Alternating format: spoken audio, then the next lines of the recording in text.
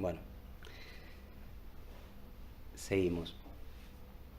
En relación a las prácticas políticas, les decía que ustedes tienen algunas claves en el texto de Chantal Mouffe que hace falta tener presente, porque ella lo que hace es describir una suerte de matrices a la hora de la construcción de las prácticas políticas que son expresivas de cómo se entiende la lógica de construcción de la política.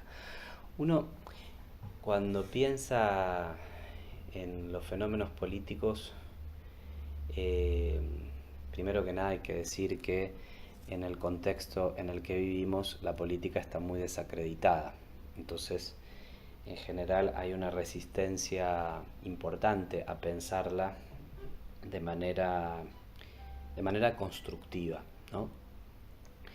Sin embargo, por el hecho de ser humanos y de la forma que nos hemos dado como sociedades, es inevitable la intervención de la política en dimensiones hasta inesperadas de la vida, porque cuando uno enfrenta, no sé, hasta una situación muy mínima relativa a un accidente cotidiano, eh, en función de cómo se haya organizado la sociedad desde la política para responder a esa necesidad concreta del ser humano, eh, vamos a tener un desenlace u otro en lo que tiene que ver con la atención frente a ese accidente inesperado.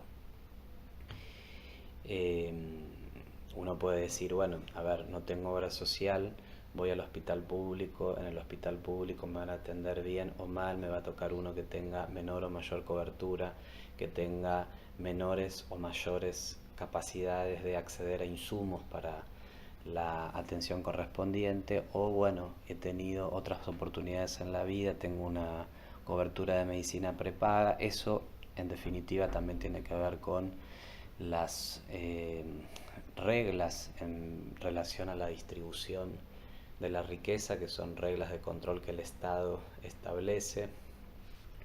Bueno, en definitiva siempre va a haber una presencia de la política, inclusive en la organización de la demanda frente a un derecho que no ha sido atendido convenientemente.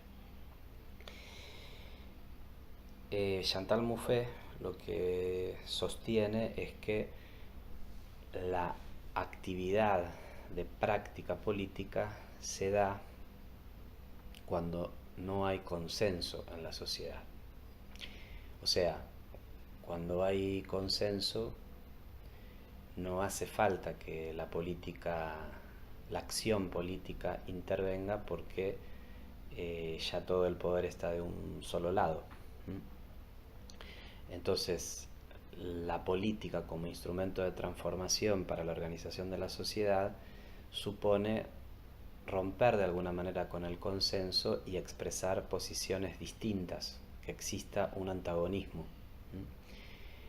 porque de esa manera va a haber lucha de ideas, lucha de intereses y lucha de proyectos.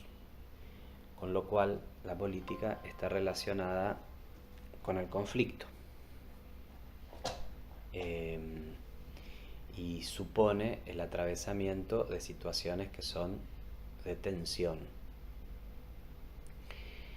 Lo contrario al antagonismo sería el agonismo de la política, que no haya, eh, que no haya discusión.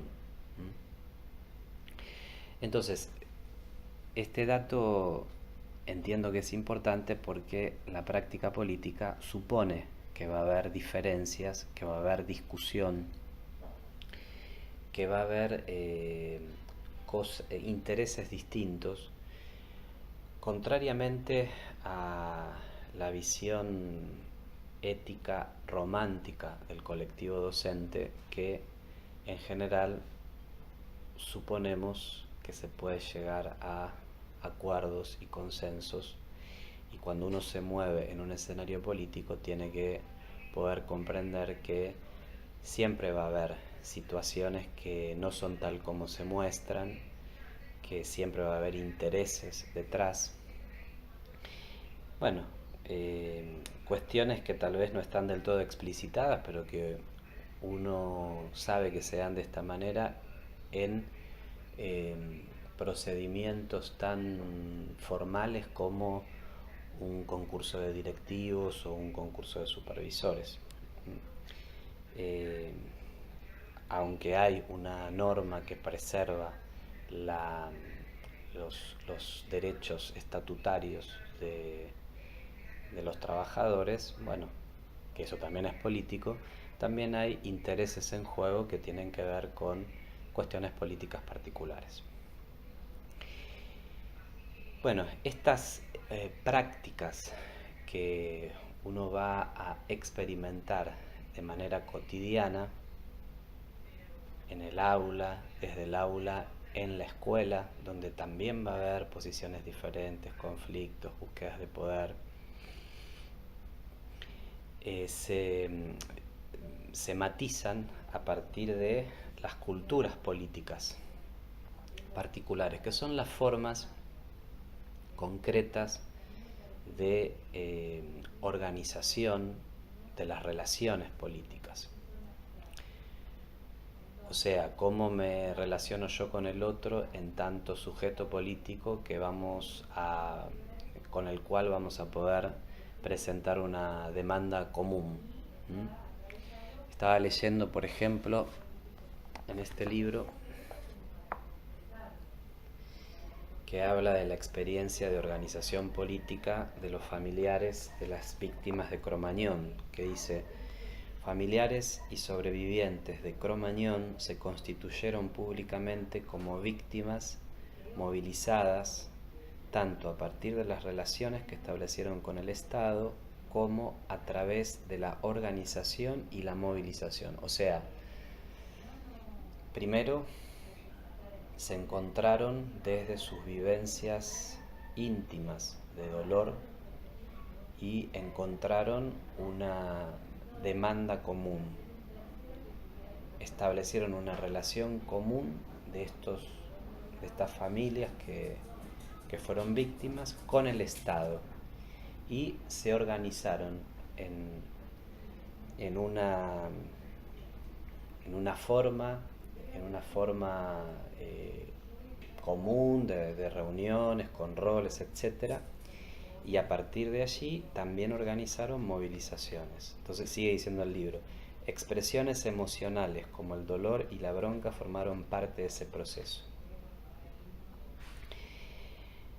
Vamos a analizar el modo en que, al ser expuestas en el espacio público, esas emociones pueden ser percibidas como problemáticas por la sociedad y por el Estado.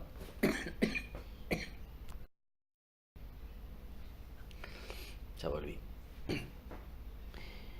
Bueno, eh, es decir que las culturas políticas tienen que ver con esas formas de organización, en este caso de ciudadanos relativamente sueltos que se encontraron por una tragedia. Pero, a ver, también las culturas, como ustedes saben, se sostienen en el tiempo. Y, por ejemplo, si uno tiene que pensar en cómo se han organizado las prácticas políticas en nuestros barrios en el último prácticamente siglo. Eh, a partir del tradicional puntero que recibía como mediador favores de dirigentes de primera línea para que esos favores llegaran al pueblo, ¿no? Esa relación de dominio y de representación según las características del puntero, que es parte de la lógica del entramado, del peronismo en nuestros barrios, ¿no? Y que después fue tomada también por otras estructuras partidarias. Eso no quita que, tomando por ejemplo el caso del peronismo, uno no registre al mismo tiempo que los niveles de pertenencia y de afiliación al movimiento justicialista, al movimiento peronista, también se han dado desde experiencias personales muy comprometidas desde el afecto.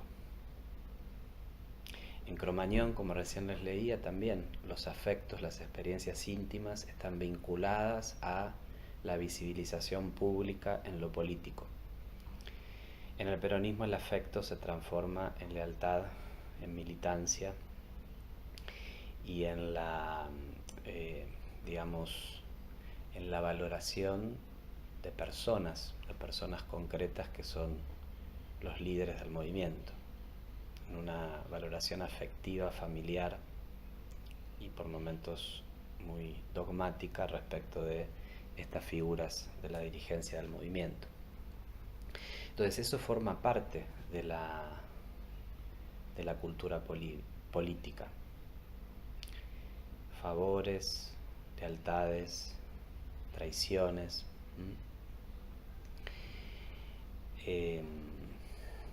Movimientos en las redes de relaciones que se dan de manera típica. Si uno habla con determinado agente de la política, produce un efecto en otro sector que es el opuesto, y entonces eso genera una dinámica en el escenario. Puede ser que a partir de una demanda concreta que tenga que ver con este problema tan conocido últimamente, los problemas de gas en una escuela, uno empieza a hacerlo circular con los padres por cuestiones obvias, y dentro de los padres hay un puntero político que resulta que responde a un sector distinto del oficialismo en el consejo escolar, y entonces empieza a ser como una lucha de poderes quién va a resolver el problema del gas.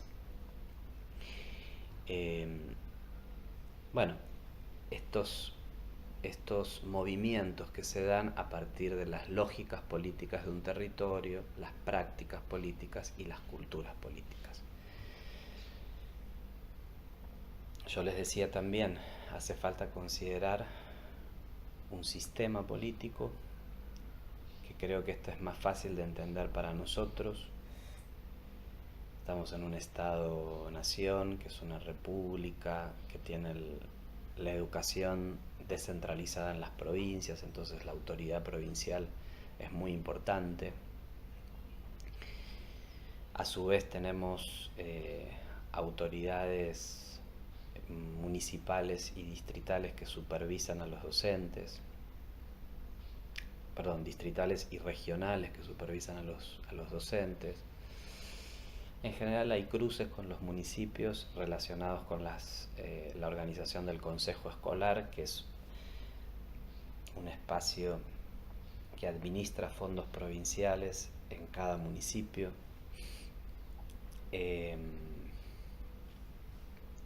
Y otras cuestiones de relación que se pueden establecer.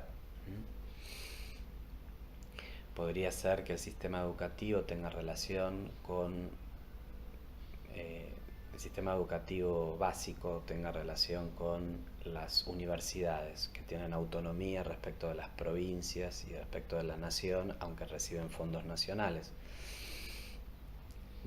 Esos temas de organización del sistema político también es importante tenerlos en cuenta a la hora de la resolución de las cuestiones concretas y cotidianas.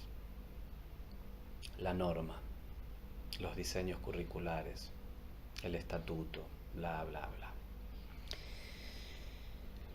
Todo esto se hace presente cuando registramos al mismo tiempo que somos sujetos políticos, que estamos atravesados por las prácticas políticas, por las culturas políticas, que estamos inscriptos en un sistema político, que somos ciudadanos y que, bueno, hace falta no esquivarle el bulto a la situación y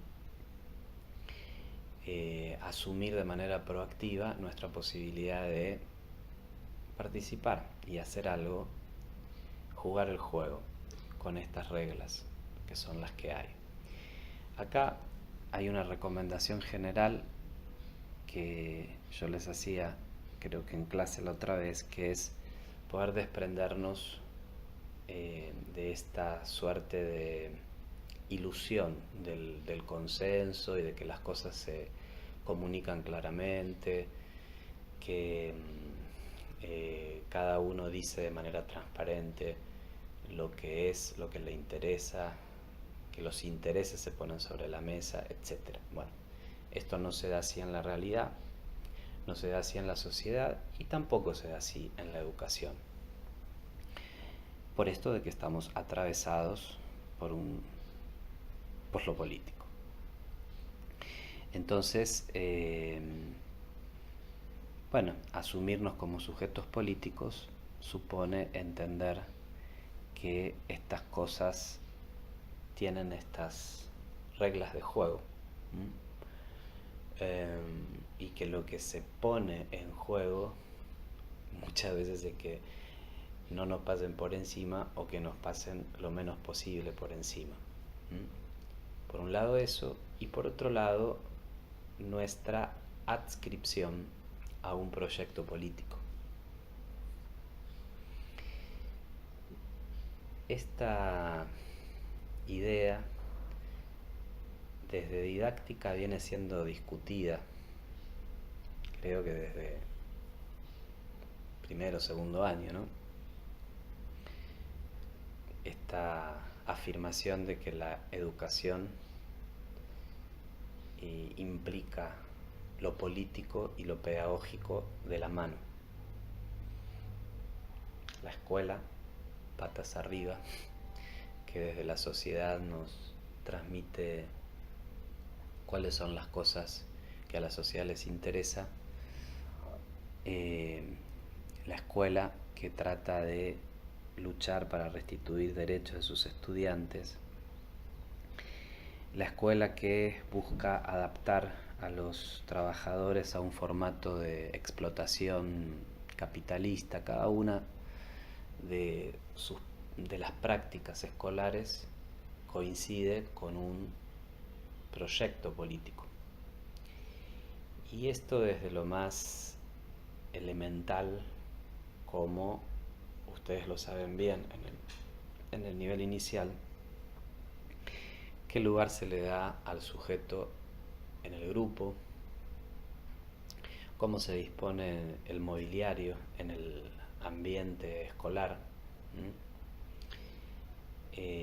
Estas formas de organización de lo social también están proyectando para los niños las formas de organización de lo social, entonces coinciden con un proyecto político. Distinto es transmitir la adhesión disciplinaria a un adulto que baja información,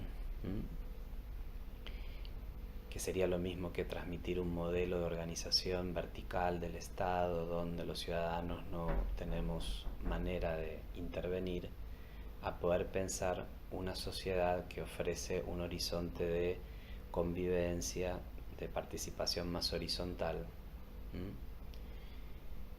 como se debería dar en las mesas redondas de nuestros ambientes de la educación infantil.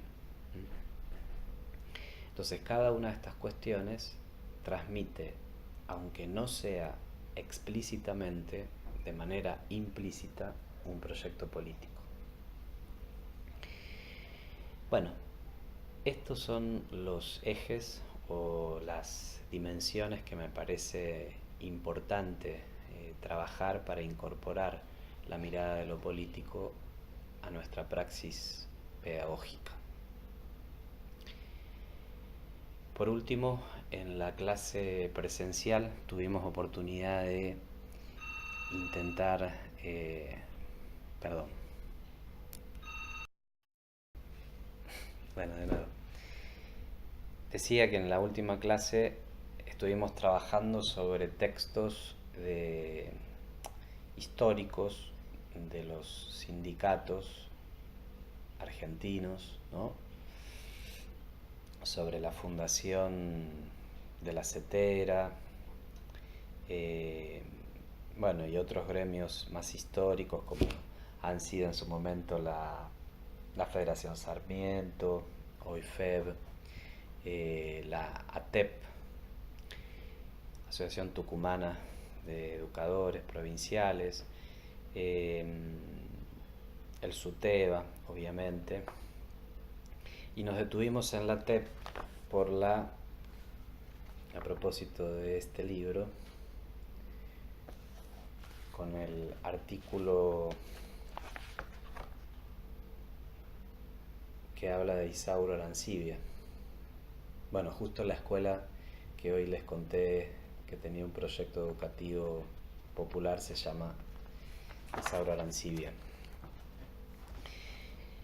Nada, recordar la figura de este maestro tucumano porque nos clarifica acerca de lo que implica asumir en una práctica colectiva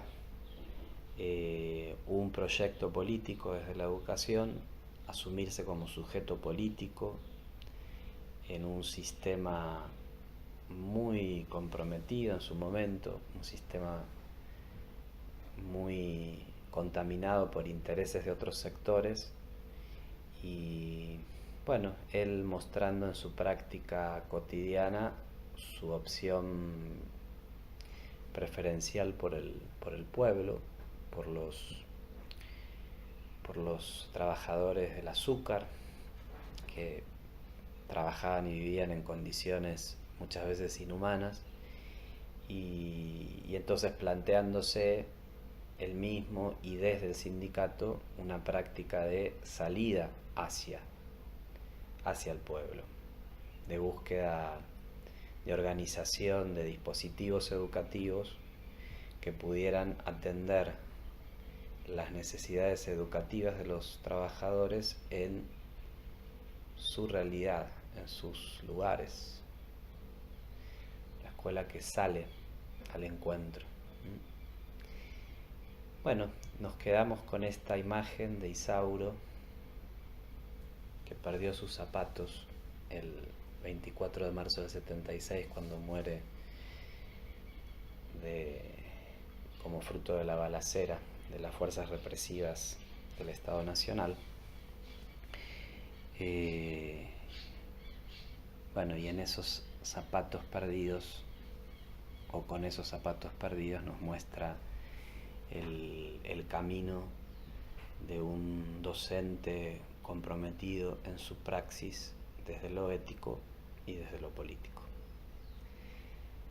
Muy bien, nos estamos viendo. Un abrazo.